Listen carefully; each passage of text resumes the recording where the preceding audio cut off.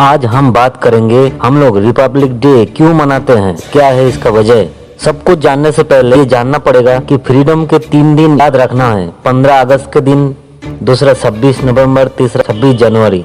15 अगस्त के दिन को हम लोग 2 नाम देते हैं, एक तो स्वतंत्रता दिवस, दूसरा स्वाधीनता दिवस।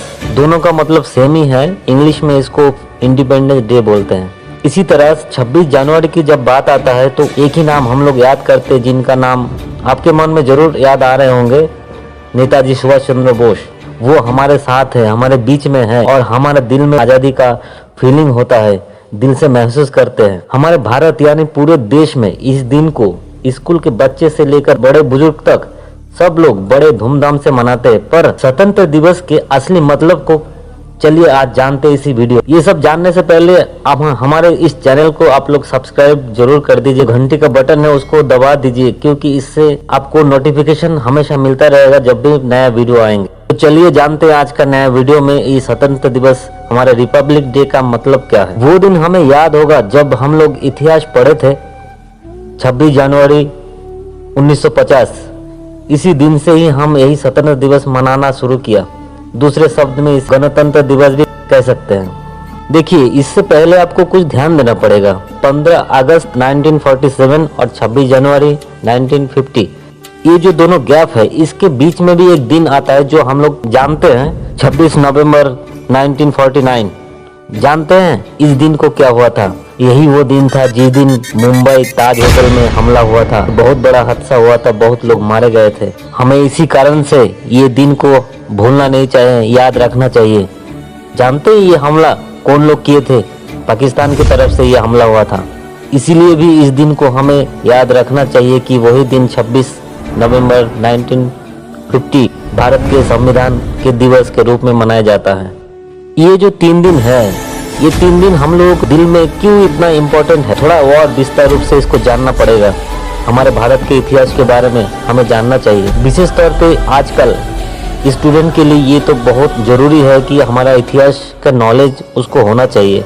26 जनवरी को क्यों मनाया जाता है, ये जानने से पहले एक बात और भी जानना पड़ेगा कि 15 अगस्त 1947 से लेकर 26 जनवरी 1950 की ये जो सफ़र है, क्या थी ये सफ़र, चलिए जानते हैं। इसमें जानने के लिए आपको 4 कॉन्सेप्ट यानी 4 शब्द के बारे में जानना पड़ेगा।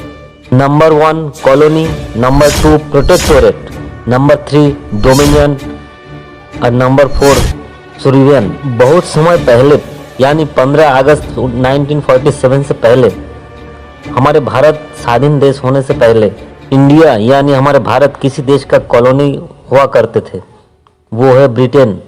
अब कॉलोनी का मतलब ऐसा है, समझिए कि एक देश था ब्रिटेन जो पूरी तरह से फ्रीडम थे, तो अन्य कुछ देश को अपने कब्जे में रखते थे। उन देशों में से हमारा भारत भी थे, जो इसी वजह से भारत को कॉलोनी अर्थात भारत एक उपनिवेश था स्वाधीन होने से पहले। इसका मतलब ऐसा होता है कि पूरे देश का कोई भी पार्ट हो, सारा विचारधारा उनके हिसाब से चलते थे। जो भी पॉलिटिकल सिस्टम थे सब उनके हिसाब से चलता था। मोटी मोटा बात है कि 15 अगस्त के एक दिन पहले तक भी हमारे भारत दूसरे देश की कॉलोनी हुआ करता था। यहाँ तक तो आप समझ गए होंगे। तो इसके बाद दूसरे नंबर प्रोटेक्टोरेट। इसका मतलब समझने के लिए थोड़ा सा समझना पड़ेगा। भारत के ऐतिहासिक के बारे में जानने के लिए हर चीज को थोड़ा थोड़ा तो ध्यान देना ही पड़ेगा ना। 1975 में सिक्किम भारत के एक हिस्सा बने हुए थे। उससे पहले सिक्किम राज्य भारत के एक संगठित राज्य ही थे। देखिए, छोटी छोटी बात, इसको जानने के लिए बहुत सारा चीज है। इसका गहराई में जाएंगे तो बहुत कुछ आपको समझना पड़ेगा। तो यही जानिए कि सिक्किम एक संगठित राज्य थे जो 1975 में भारत के हिस्सा बने। और इसी तरह प्रोटेक्टोरेट स्टेट बनते हैं। उसके बाद आते हैं डोमिनियन स्टेट। मतलब हमारा भारत देश अगर डोमिनियन है तो उस भारत का एक राष्ट्र प्रमुख होता है और वो राज्य का अध्यक्ष के तौर पे माना जाना चाहिए। दूसरे देश किसी भी मामले में वही देश नहीं चलाएंगे।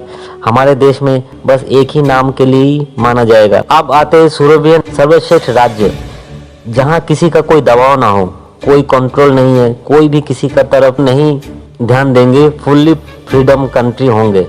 तो यही था वो 4 कॉन्सेप्ट। अब आते 15 अगस्त 1947 से पहले क्या हुआ था स्थिति और बाद में क्या हुआ, और उस बीच में जो सफ़र था उस सफ़र में क्या क्या हुआ, चलिए अभी जानते हैं।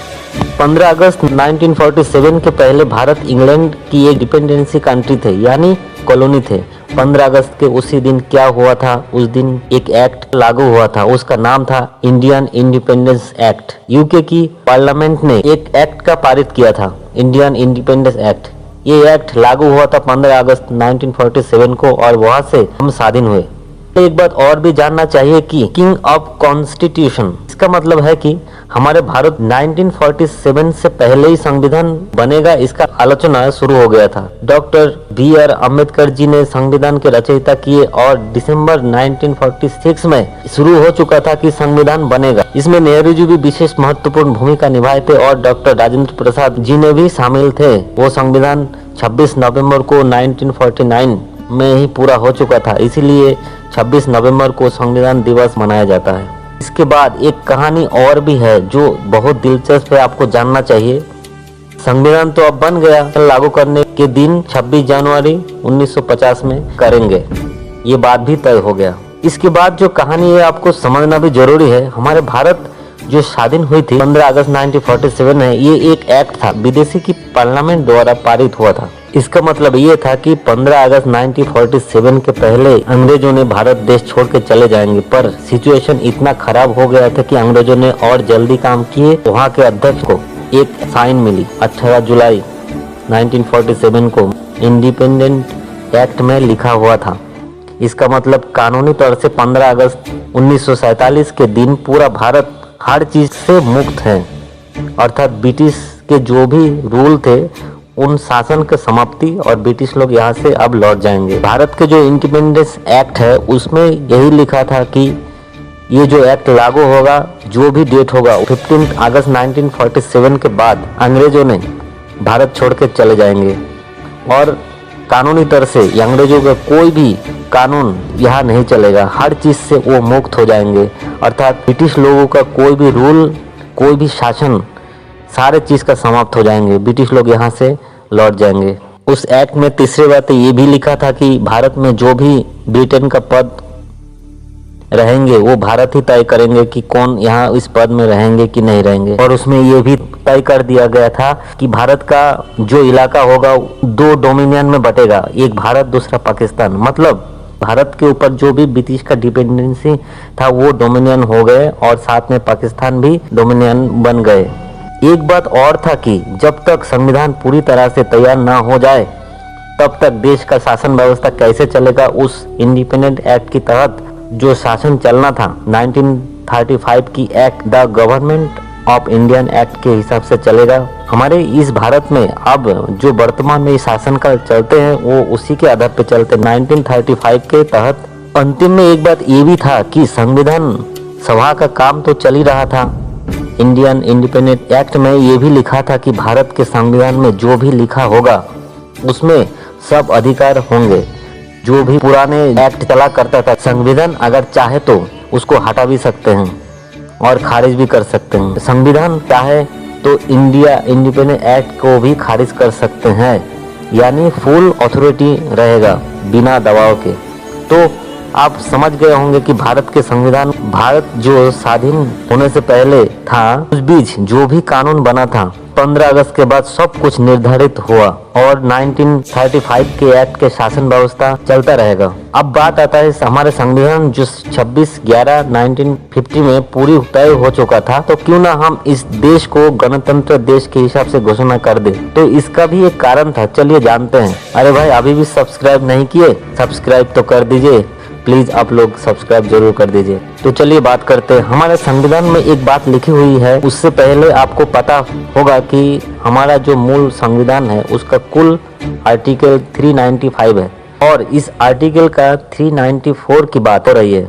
इसमें लिखा हुआ था कि इस संविधान की लागू होने के दिन अर्थात आरंभ का दिन होगा 26/1/1950, यानी 26/1/1950 को ये दिन से ही माना जाएगा।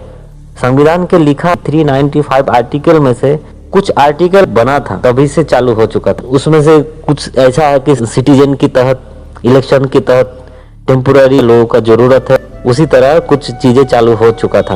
अब बात करते रिपब्लिक डे क्यों मनाया जाता है 26 जनवरी को ही। इसको जानने से पहले आपको पुराने इतिहास में थोड़ा सा जाना पड़ेगा।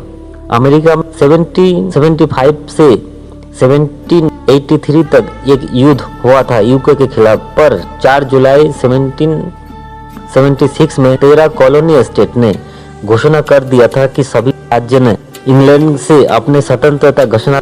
लड़ाई चला 1983 तक और उसी साल सितंबर में एक संधि हुआ पेरिस टी, एक सिग्नेचर कर दिया ब्रिटेन ने अमेरिका को स्वतंत्र देश घोषणा करने की। पर अमेरिका आज भी उनका दिवस जो है 4 जुलाई को ही मनाते हैं, क्योंकि 4 जुलाई 1776 में ही 13 कॉलोनी स्टेट ने बात कर लिया था कि हम लोग उसी दिन से स्वतंत्र है, स्वतंत्र दिवस मनाएंगे अमेरिका के लोग, इसीलिए 4 जुलाई को ही मनाते हैं। और संधि हुआ सितंबर 1783 में, मगर अमेरिका को जो संविधान फाइनल हुआ वो है 1787 में। संविधान में घोषणा ये था कि तुम आज से स्वतंत्र हो, पूरा एक्ट के तहत। अब आते हैं भारत देश की। भारत में 1929 में कांग्रेस के अधिवेशन चल रहा था और 1931 की दिसंबर में लाहौर में एक अधिवेशन और चल रहा था। उस समय नेहरू जी और सुभाष चंद्र जी अच्छे दोस्त हुआ करते थे, मिल के काम करते थे। इसमें कांग्रेस सोचते थे कि हमें अंग्रेजों से डोमिनियन देश मिल जाए उतना काफी है। देश के महान नेता नेताजी सुभाष चंद्र बोस और नेहरू जी का मानना था कि हमको पूरा सॉवरेन स्टेट चाहिए, पूरा भारत चाहिए, पूरा स्वाधीनता चाहिए, पूरी आज़ादी चाहिए। 1931 दिसंबर के महीने की रात को नेहरू जी ने एक भाषण में कहे थे कि एक अध्यक्ष होने के नाते हम घोषणा करते अंग्रेजों से पूरे भारत चाहिए, complete self rule, dominion state नहीं, पूरी आज़ादी भारत चाहिए। रात को हमारे भारत का तिरंगा फहराया गया और साथ में ये भी कहा गया 26 जनवरी 1930 तक अपनी आज़ादी ले लेंगे। और तब से भारतीय राष्ट्रीय कांग्रेस ने भी मान लिया कि 26 जनवरी 1930 स्वाधीनता के दिवस है और हमारे इंडिपेंडेंस डे है। 26 जनवरी 1930 संविधान में भी मान लिया गया कि हमारे दिन आज से इंडिपेंडेंस डे है। तब से लेकर 1930 से 1949 तक कांग्रेस ने स्वाधीनता सेनानियों ने भी स्वतंत्रता दिवस मनाए हैं, इसीलिए इस दिन को बड़ा महत्व था। इतना महत्व होने के नाते संविधान सभा ने तय किया कि इस दिन को विशेष सम्मान मिलना चाहिए और जब संविधान लागू करने के लिए बन चुका था उसको लागू करने के लिए 26 जनवरी रखी गई ताकि उस दिन ऐतिहासिक दिन का सम्मान किया जाए और उस दिन में हम सबने गणतंत्र दिवस ही मानेंगे। और भी कुछ बातें हैं आप लोगों को फिर नेक्स्ट वीडियो में ज़रूर बताएंगे, और भी कुछ बातें जो आपको जानना चाहिए कि हमारा इतिहास क्या था। फिर मिलेंगे दूसरा एक मोटिवेशन वीडियो के साथ। मैं डॉक्टर पीके विश्वास। आप लोग खुश रहिए, स्वस्थ रहिए। तब तक के लिए नमस्कार, जय हिंद, जय भारत।